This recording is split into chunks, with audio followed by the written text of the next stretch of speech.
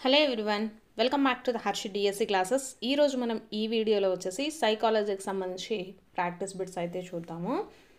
ఇవి వచ్చేసి మనకు డిఎస్సికి ప్రిపేర్ అయ్యే వాళ్ళకి కూడా యూజ్ అవుతుందండి. ఎందుకంటే మనకు క్లాస్ రూమ్ సైకాలజీ అని ఉంటుంది కదా, సో వాళ్ళకు కూడా మనకు ఈ వీడియో అనేది యూస్ఫుల్గా ఉంటుంది. ప్రజెంట్ టీఎస్ టెట్కి ప్రిపేర్ అయ్యే వాళ్ళకు కూడా యూస్ఫుల్గానే ఉంటుందండి వీడియో. చాలామంది అడుగుతున్నారు, తెలంగాణ స్టేట్ అయినా సరే, ఏపీ స్టేట్ అయినా సరే, ప్రతి ఒక్కరికి కూడా యూస్ఫుల్గానే ఉంటుంది.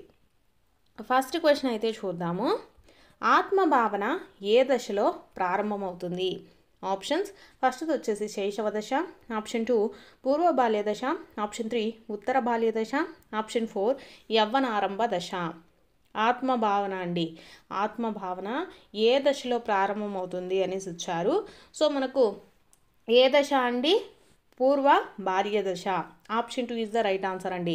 ఆత్మభావన కానీ, పూర్వ పాఠశాల దశ కానీ, పూర్వ ముఠా దశ కానీ, వాగుడుకాయ దశ కానీ, ప్రమాదాల వయసు కానీ, ఇవన్నీ కూడా మనకు పూర్వ బాల్య దశకే సంబంధించినవండి.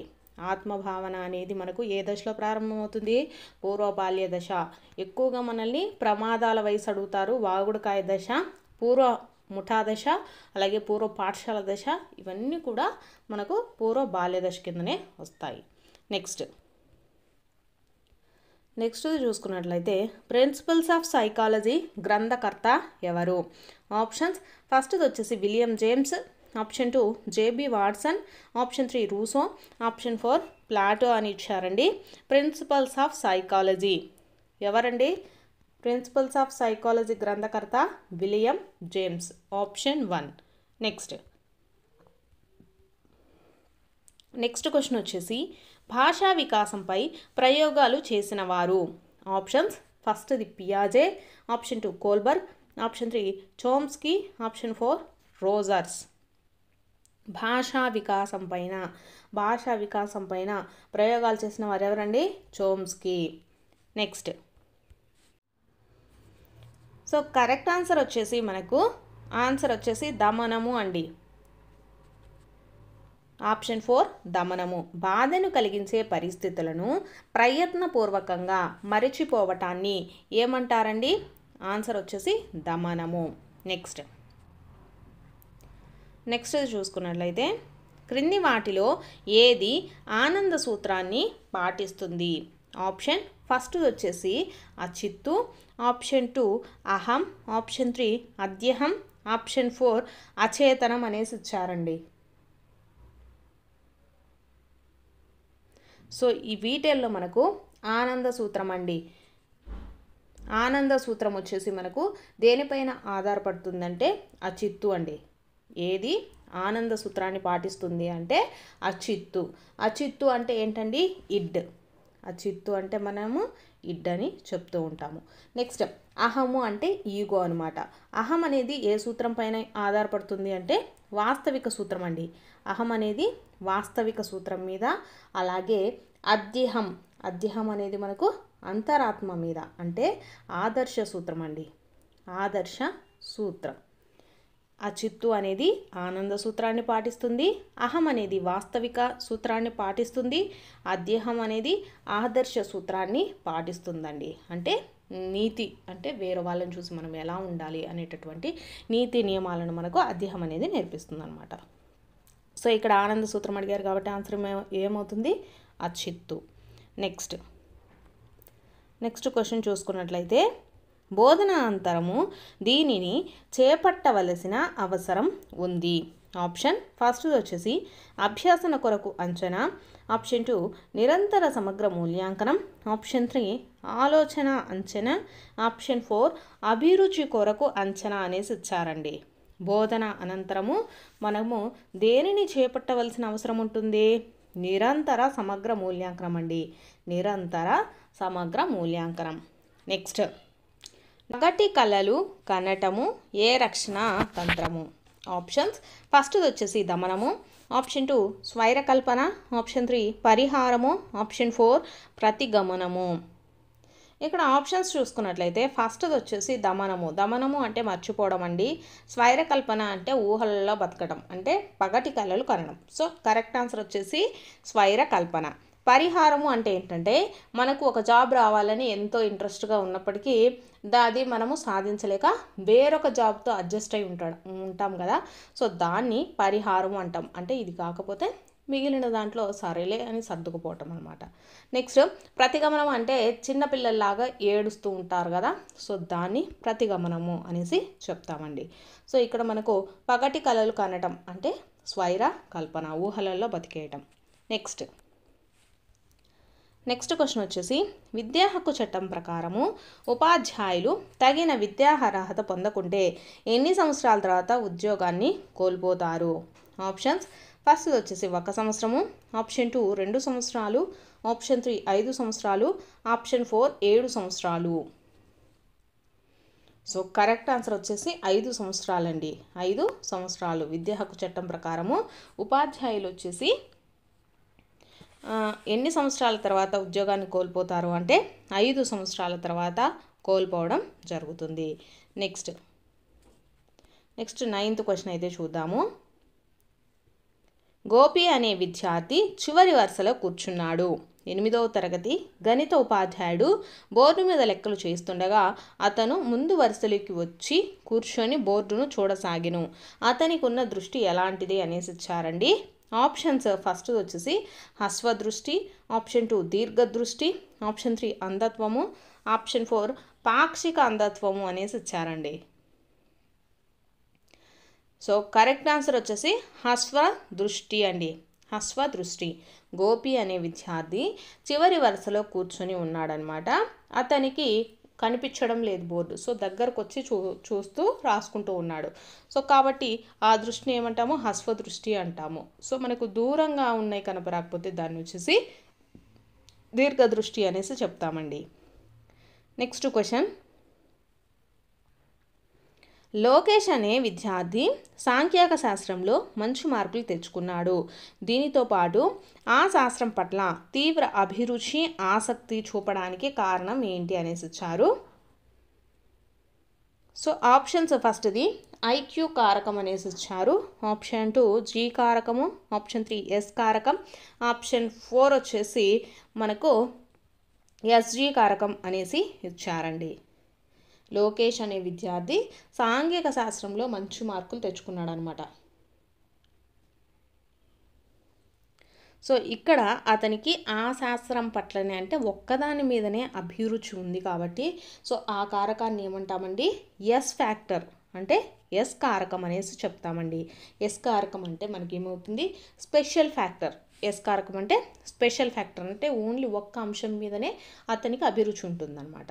జీ కారకం అంటే ఏంటంటే జనరల్ ఫ్యాక్టర్. ప్రతి ఒక్కరిలో కూడా మనకు అన్ని సామర్థ్యాలలో ఒకే విధంగా చూపించినట్లయితే అంటే అన్ని అంశాలకి ఒకే విధంగా మనము ప్రజ్ఞ కానీ ఒక ఆసక్తి కానీ చూపితే దాన్ని జీ కారకం అంటాం. జీ కారకం అంటే జనరల్ ఫ్యాక్టర్ అండి.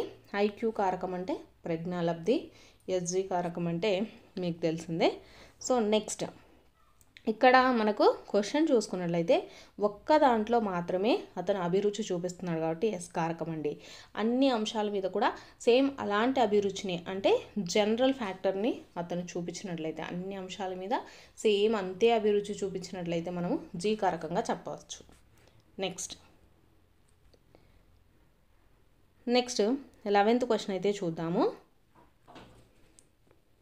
నూతన విద్యా సంబంధిత విషయాలపై ఉపాధ్యాయుల వైఖరులు, అభిరుచులు తెలుసుకోవడానికి సౌకర్యవంతమైన అధ్యయన పద్ధతి ఏది అనేసి ఇచ్చారు. ఆప్షన్స్ ఫస్ట్ వచ్చేసి సర్వే పద్ధతి, ఆప్షన్ 2 పరిశీలన పద్ధతి, ఆప్షన్ 3 పరిపుచ్ఛ పద్ధతి, ఆప్షన్ 4 ప్రయోగ పద్ధతి అనేసి ఇచ్చారండి.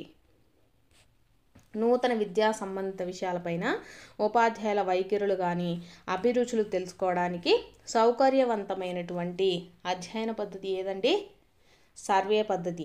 మనకు సర్వే పద్ధతులను నిర్వహిస్తే వాళ్ళకు వచ్చేసి వాళ్ళు ఏదైతే స్పెషల్గా చేయాలనుకుంటున్నారో దాని మీద ఉండేటటువంటి వైఖరులు కానీ వాళ్ళ యొక్క అభిరుచులను మనము ఈజీగా అయితే అధ్యయనం చేయవచ్చు. నెక్స్ట్ పెట్టి చూద్దాము. సతీష్ అనే విద్యార్థి పక్కింటి రాజు విదేశాలలో ఉద్యోగం చేస్తుండడాన్ని గమనించి తనను కూడా శ్రద్ధగా చదివి పైకి రావాలనుకోవడం ఏంటి అనేసి ఇచ్చారు. ఆప్షన్స్ ఫస్ట్ది సహజ ప్రేరణ, ఆప్షన్ 2 కృత్రిమ ప్రేరణ, ఆప్షన్ 3 అంతర్గత ప్రేరణ, ఆప్షన్ 4 బాహ్య ప్రేరణ అనేసి ఇచ్చారండి. సో అతనేంటి, అక్కడ సతీష్ అనే విద్యార్థి అక్కడ పక్కన ఉండేటటువంటి అతను విదేశాల్లో చదువుతున్నాడు కాబట్టి నేను బాగా చదివి నేను విదేశాలకు వెళ్ళి కంపల్సరీగా జాబ్ తెచ్చుకోవాలని శ్రద్ధగా చదువుకోవడం ఏమవుతుందండి, అంతర్గత ప్రేరణ అండి. అంతర్గత ప్రేరణ అంటే తనకై తాను నేను కంపల్సరీ తెచ్చుకోవాలి అని తన మోటివేషన్తో తన అంతర్గతంగా అనుకుంటూ ఉన్నాడు కాబట్టి అది మనకు అంతర్గత ప్రేరణ అవుతుందండి. కృత్రిమ ప్రేరణ అంటే ఎవరైనా చెప్పడం వల్ల కానీ అలా చెప్పడం వల్ల వచ్చేటటువంటి ప్రేరణ కృత్రిమ ప్రేరణ అనేసి మనం చెప్తామండి. బాహ్య ప్రేరణ అంటే మనకు పైకి ఏదో వాళ్ళు చెప్పారు మనం చేస్తున్నాము అని అంటూ ఉంటారు కదా, సో దాన్ని బాహ్య ప్రేరణ అంటాము. నెక్స్ట్ క్వశ్చన్ చూద్దాము. పిల్లలు గణితంలో ఎక్కాలు కంఠస్థం పెట్టడంలో ఈ స్మృతి ఉంటుంది. ఆప్షన్ ఫస్ట్ వచ్చేసి బట్టి స్మృతి, ఆప్షన్ 2 తార్కిక స్మృతి, ఆప్షన్ 3 క్రియాత్మక స్మృతి, ఆప్షన్ 4 నిష్క్రియాత్మక స్మృతి అండి. సో ఇక్కడ చూసుకున్నట్లయితే ఎక్కాలు బట్టి కొట్టడం అనేది మనకు బట్టి స్మృతి అవుతుందండి. ఎక్కాలు కానీ గణితంలో మనకు కొన్ని చిన్నపిల్లలప్పుడు ఎక్కువగా బట్టి కొట్టిస్తుంటారు కదా, సో ఇక్కడ ఎక్కాలు కంఠస్థ పెట్టడం ఏ స్మృతి అవుతుంది, బట్టి స్మృతి. So option 1 is the right answer. Next bit చూద్దాము.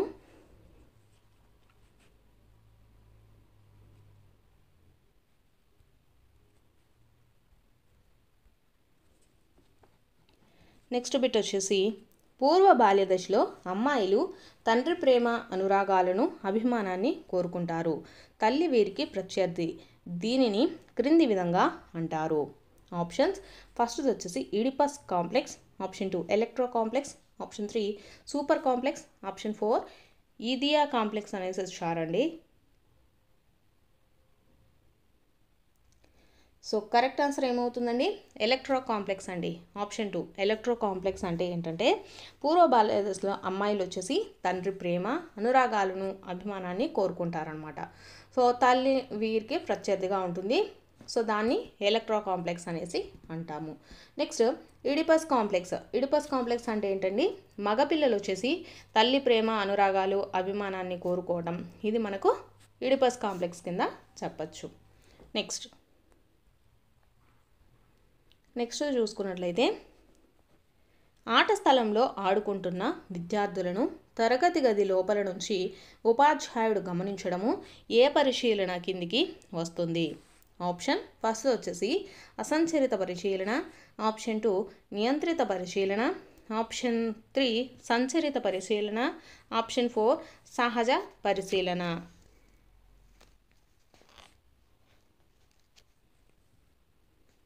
సో కరెక్ట్ ఆన్సర్ వచ్చేసి మనకు సహజ పరిశీలన అండి. సహజ పరిశీలన అవుతుంది, అలాగే మనకు అసంచరిత పరిశీలన కూడా అవుతుంది. ఆట స్థలంలో ఆడుకుంటున్న విద్యార్థులను తరగతి గది లోపల నుంచి ఉపాధ్యాయుడు ఏ పరిశీలన కింద చూస్తున్నాడు అనేసి ఇచ్చారు. సహజ పరిశీలన, అసంచరిత పరిశీలన ఈ రెండు కూడా ఒకటేనండి. సో ఈ రెండు కూడా కరెక్ట్ ఆన్సర్ అవుతుందన్నమాట. పిల్లలతో కలిసి ఆడుకుంటూ వాళ్ళను గమనించినట్లయితే దాన్ని సంచరిత పరిశీలన అంటాము. నియంత్రిత పరిశీలన అంటే వాళ్ళని తీసుకెళ్ళి ఒక రూమ్లో కూర్చోబెట్టి వాళ్ళను చూస్తూ ఉన్నాడు అనుకోండి, వాళ్ళని పరిశీలిస్తూ ఉన్నాడు అనుకోండి, దాన్ని నియంత్రిత పరిశీలన అనేసి చెప్తాము. సో ఇక్కడ ఏంటి, వాళ్ళను తరగతి గది లోపల నుంచి బయట ఆడుకుంటున్న విద్యార్థులను పరిశీలిస్తూ ఉన్నాడు కాబట్టి ఇది ఏ పరిశీలన, సహజ పరిశీలన. సహజ పరిశీలనకే మరొక పేరు వచ్చేసి అసంచరిత పరిశీలన అండి. సో కాబట్టి రెండు ఆప్షన్స్ కూడా కరెక్టే అవుతాయి, 1 మరియు 4. నెక్స్ట్ క్వశ్చన్ చూద్దాము. వార్షిక పరీక్షలు ఈ మూల్యాంకనం క్రిందికి వస్తాయి. ఆప్షన్స్ ఫస్ట్ వచ్చేసి లోప నిర్ధారణ మూల్యాంకనము, ఆప్షన్ 2 సంగ్రహణ మూల్యాంకనము, ఆప్షన్ 3 రూపణ మూల్యాంకనము, ఆప్షన్ 4 నిరంతర మూల్యాంకనము అనేసి ఇచ్చారండి. వార్షిక పరీక్షలు మనకు సంవత్సరం ఎండ్లో పెడతారు కదా, సో ఇలాంటి వార్షిక పరీక్షలు ఏ మూల్యాంకనం కిందికి వస్తాయండి, సంగ్రహణ మూల్యాంకనం కిందికి. సంగ్రహణ మూల్యాంకనం. Option 2 is the right answer. Next bit చూద్దాము.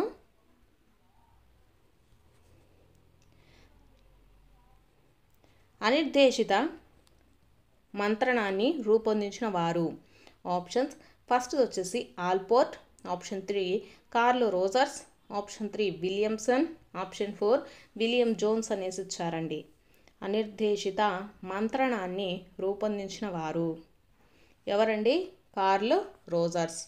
అనిర్దేశిత మంత్రణాన్ని రూపొందించిన వారు కార్ల్ రోజర్స్. నెక్స్ట్ బిట్ చూద్దాము. శాబ్దిక పరీక్షలను వీరికి ఉపయోగించవచ్చు. శాబ్దిక పరీక్షలండి. ఆప్షన్స్ ఫస్ట్ వచ్చేసి నిరక్షరాస్యులకి, ఆప్షన్ 2 పిల్లలకి, ఆప్షన్ 3 అక్షరాస్యులకి, ఆప్షన్ 4 వయోజనులకు అనేసి ఇచ్చారండి. మనకు శాబ్దిక పరీక్షలను ఎప్పుడు ఎవరికి నిర్వహించడం జరుగుతుందంటే రాయటం చదవటం వచ్చిన వాళ్ళకండి, అంటే అక్షరాస్యులకి. Option 3 is the right answer. Next question. ఒక వ్యక్తిలో నిర్దిష్టమైన జ్ఞానము, నైపుణ్యము, ప్రతిస్పందనల సముదాయాన్ని ఏమంటాము? ఆప్షన్స్ ఫస్ట్ వచ్చేసి వైఖరి, ఆప్షన్ 2 సహజ సామర్థ్యం, ఆప్షన్ 3 అభిరుచి, ఆప్షన్ 4 ఏకాగ్రత అనేసి ఇచ్చారండి.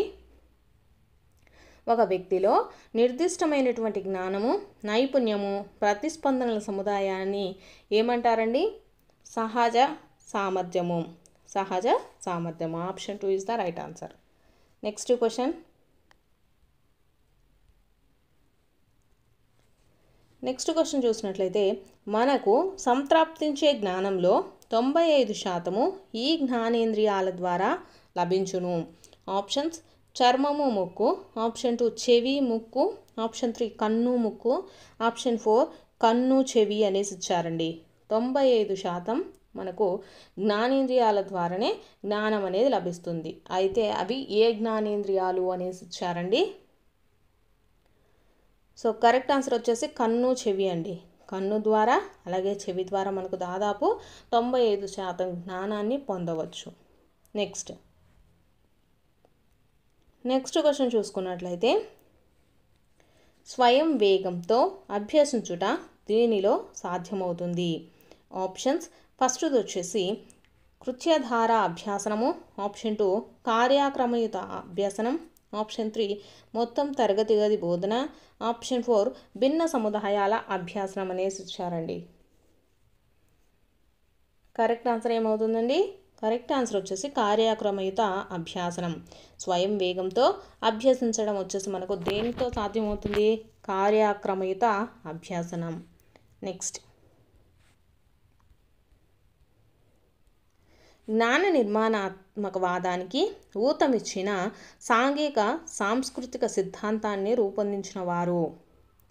ఆప్షన్ ఫస్ట్ వచ్చేసి Vygotsky, option 2 Bruner, option 3 Skinner, option 4 Kohler.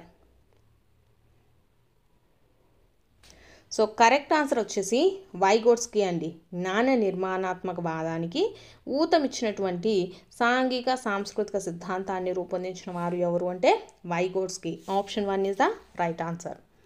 Next bit చూద్దాము. భానుమతికి తన తండ్రి తెచ్చిన పుట్టినరోజు కానుక తీసుకోవడము ఇష్టం లేదు, అలాగని తన చెల్లికి ఇవ్వడం కూడా ఇష్టం లేదు. ఇది ఏ రకమైన సంఘర్షణ అనేసి ఇచ్చారు. ఆప్షన్ ఫస్ట్ వచ్చేసి పరిహార, ఆప్షన్ 2 ఉపగమ, ఆప్షన్ 3 పరిహార ఉపగమ, ఆప్షన్ 4 ద్విపరిహార ఉపగమ అనేసి ఇచ్చారండి.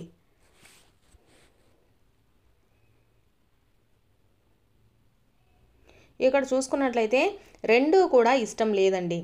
ఇక్కడ ఆ అమ్మాయి తీసుకోవడం ఇష్టం లేదు, అలాగే వాళ్ళ చెల్లెలు కూడా తీసుకోవడం ఇష్టం లేదు. సో రెండు ఇష్టం లేదు అంటే పరిహార అండి. రెండు ఇష్టమైతే ఉపగమ, ఒకటి ఇష్టము లేదు ఒకటి ఇష్టము అంటే పరిహార ఉపగమ, ద్విపరిహార ద్వి ఉపగమ అంటే రెండు ఇష్టం లేదు అలాగే రెండు ఇష్టమైతే పరిహార ఉపగమ అనేసి చెప్తాము. సో ఇక్కడ రెండు ఇష్టం లేదు కాబట్టి కరెక్ట్ ఆన్సర్ ఏమవుతుంది? పరిహార. నెక్స్ట్ క్వశ్చన్ అయితే చూద్దాము.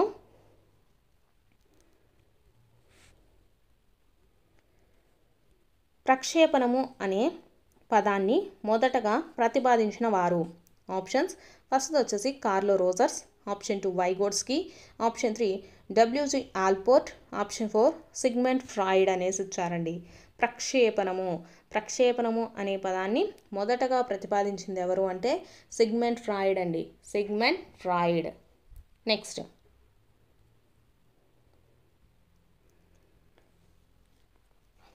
కొత్త విషయాలను కనుగొనడానికి ఉపయోగపడే ఆలోచన.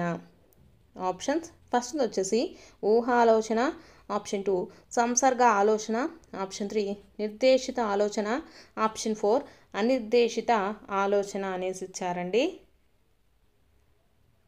కొత్త విషయాలను కనుగొనడానికి ఉపయోగపడే ఆలోచన వచ్చేసి మనకు నిర్దేశిత ఆలోచన అండి. నిర్దేశిత ఆలోచన. నెక్స్ట్ బిట్ చూద్దాము. రూబిన్ అనే మనోవిజ్ఞాన శాస్త్రవేత్త మొట్టమొదట ఈ ప్రత్యక్ష వ్యవస్థాపక నియమాన్ని వివరించాడు. ఆప్షన్ ఫస్ట్ వచ్చేసి సామీప్య నియమము, ఆప్షన్ 2 సామ్య నియమం, ఆప్షన్ 3 పూరణ నియమం, ఆప్షన్ 4 ఆకృతి క్షేత్ర సంబంధము. సో కరెక్ట్ ఆన్సర్ వచ్చేసి ఆప్షన్ 4 అండి, ఆకృతి క్షేత్ర సంబంధం అండి. రూబిన్ అనే మనోవిజ్ఞాన శాస్త్రవేత్త మొట్టమొదట ఈ ప్రత్యక్ష వ్యవస్థాపక నియమాన్ని వివరించాడు అంటే రూబిన్ గురించి అండి. రూబిన్ వచ్చేసి మనకు ఆకృతి క్షేత్ర సంబంధానికి సంబంధించి ఇతను ఈ నియమాన్ని అయితే వివరించడం జరిగింది. నెక్స్ట్ క్వశ్చన్ చూద్దాము. నైతిక వికాస సిద్ధాంతాన్ని రూపొందించిన వారు? ఆప్షన్స్ ఫస్ట్ వచ్చేసి పియాజే, option 2 Vygotsky, option 4 William James, option 4 వచ్చేసి కోల్బర్గ్ అండి. సో కరెక్ట్ ఆన్సర్ వచ్చేసి కోల్బర్గ్ అండి. నైతిక వికాస సిద్ధాంతాన్ని రూపొందించిన వారు ఎవరు అంటే కోల్బర్గ్. నెక్స్ట్ తరగతి గది ఏ రకానికి చెందింది? ఆప్షన్ ఫస్ట్ వచ్చేసి మనకు నియమిత సమూహం, ఆప్షన్ 2 అనియత సమూహం, ఆప్షన్ 3 గుంపు, ఆప్షన్ 4 అవ్యవస్థీకృత సమూహం అనేసి ఇచ్చారండి. తరగతి గది మనకు ఏ రకం అండి? నియమిత సమూహం అండి. నియమిత సమూహం. నెక్స్ట్ క్వశ్చన్ వచ్చేసి బోధన ప్రధాన లక్ష్యం ఏది అనేసి ఇచ్చారు. ఆప్షన్స్ ఫస్ట్ వచ్చేసి సకాలంలో పాఠ్యాంశాలను పూర్తి చేయడం, ఆప్షన్ 2 అన్ని విషయాలను పూర్తి చేయడం, ఆప్షన్ 3 లిఖిత జ్ఞానం ఇవ్వడం, ఆప్షన్ 4 అభ్యాసనకు దోహదపడడం. బోధన యొక్క ప్రధాన లక్ష్యము ఏమవుతుందండి? ఆప్షన్ 4 అభ్యాసనకు దోహదపడడం. బోధన యొక్క ప్రధాన లక్ష్యం వచ్చేసి అభ్యాసనకు దోహదపడటం. నెక్స్ట్ క్వశ్చన్ వచ్చేసి సగటు ప్రజ్ఞావంతుల ప్రజ్ఞాలబ్ధి ఇచ్చారు. ఆప్షన్స్ ఫస్ట్ వచ్చేసి 90 అండి, 190 అయితే కాదు, 90. సో 1 అయితే లేదు. 90 నుంచి 110, ఆప్షన్ 2 70 నుంచి 90, ఆప్షన్ 3 150 నుంచి 70, ఆప్షన్ 4 110 నుంచి 130 అండి. సగటు ప్రజ్ఞాలబ్ధి ఎంత ఉంటుందండి? 90 నుంచి 110 ఉంటుందండి. 90 నుంచి 110 ఉంటుందన్నమాట. సో కాబట్టి నెక్స్ట్ 70 నుంచి 90 వరకు చూసుకున్నట్లయితే తెలివి తక్కువ వాళ్ళండి. తెలివి తక్కువ వాళ్ళ యొక్క ప్రజ్ఞాలబ్ధి చూసుకున్నట్లయితే మనకు 70 నుంచి 90 వరకు ఉంటుంది. నెక్స్ట్ 150 నుంచి 70 అనేసి ఇచ్చారు, ఇది అసలు లేదండి మార్కులో. నెక్స్ట్ 110 నుంచి మనకు 130 అంటే మనకు 110 నుంచి 120 ఉంటేనే ఉన్నత వరకు వస్తుందండి. 120 నుంచి 140 ఉంటే అత్యున్నత ప్రజ్ఞాలబ్ధిగా చెప్తాము. సో కాబట్టి ఇక్కడ మనల్ని సగటు ప్రజ్ఞావంతుల లబ్ధి అడిగారు కాబట్టి ఎంత ఉంటుందండి? సగటు ప్రజ్ఞావంతుల యొక్క ప్రజ్ఞ అంటే 90 నుంచి 120 ఉంటుంది. సో ఇవి వచ్చేసి మనకు సైకాలజీకి సంబంధించినటువంటి ఇంపార్టెంట్ ప్రాక్టీస్ బిట్స్. మీకు కనుక వీడియో నచ్చినట్లయితే తప్పకుండా లైక్ చేసి సబ్స్క్రైబ్ కూడా చేసుకోండి.